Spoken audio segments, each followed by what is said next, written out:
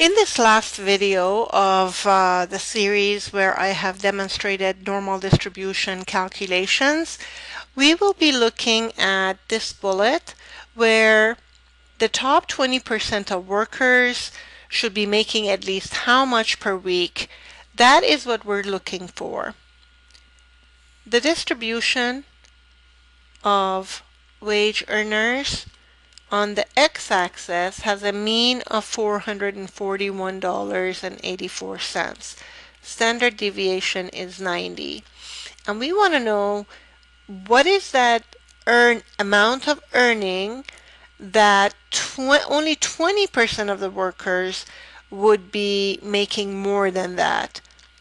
So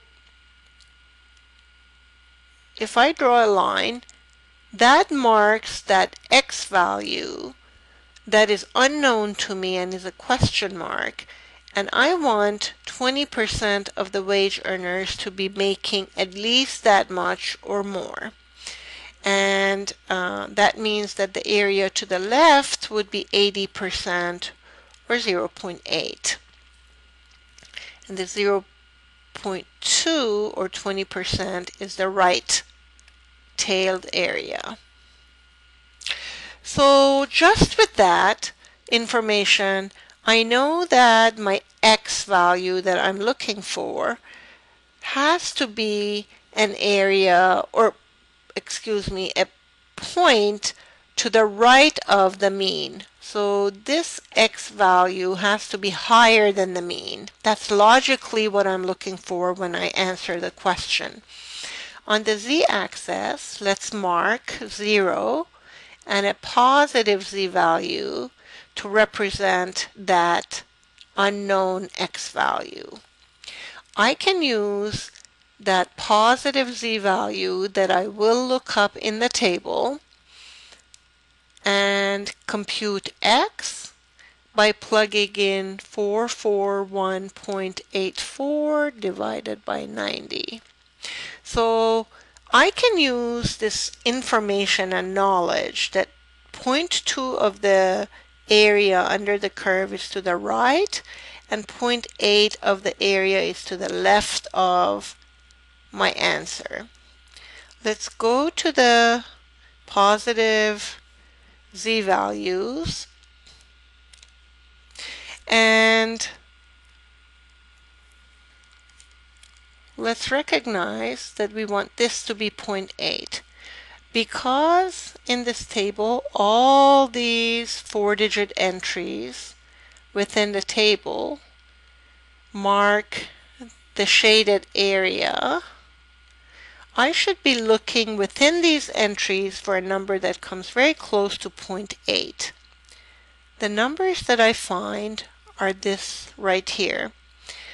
0.8 falls right in between those two, and that's a probability value. But I need to find the z-value associated with them. So going up and over, I find 0.84 and 0.85. If this is 0,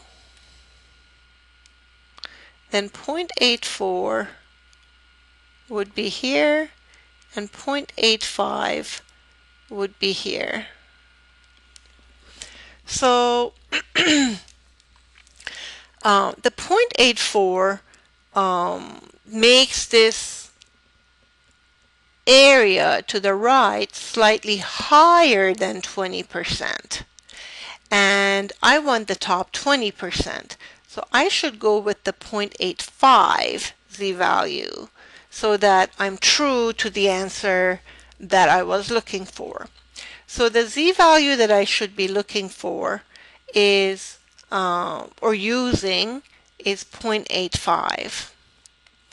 So in here, I will change this to be 0.85.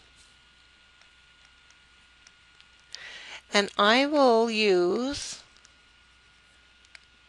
0.85 here for z-value. I will change that to a cross multiplication. Just like I did in my previous video, I will solve for x. When I cross multiply, these two numbers written across from each other multiplied by each other must equal these numbers written across each other multiplied by each other. So 1 times x minus 441.84 must equal 0.85 times 90. X minus 441.84 must equal 0.85 times 90.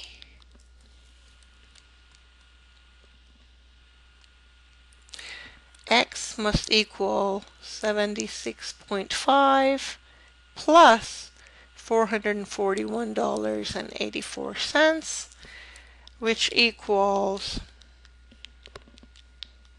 $518.34. So my unknown is $518.34. To solve this with Excel, I would write norm .inv, norm inverse, of 0.8, because I want the area to the left of it to be 80%. 0.8 comma $441.84 is the mean, and standard deviation of 90. When I do this, I know I'm not going to get an answer exactly equal to what I solved for. To do that, I would have to put norm.inv, comma, and I will look up that probability value from the table in just a second. Let me finish writing this out. And if I go to the table, the value associated with z of 0.85 was 0.8023.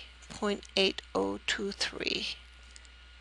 0.8023. 0.8023. All right, let's go to Excel and do that. First, I will use the 0.8. I will type norm.inv 0.8 mean, comma, standard deviation, enter.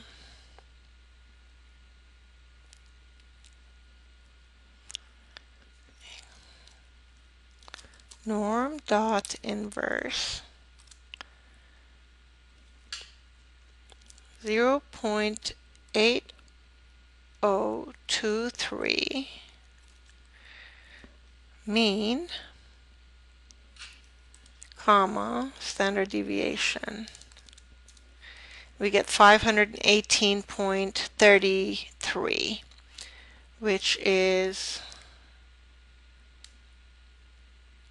very similar to what we solved.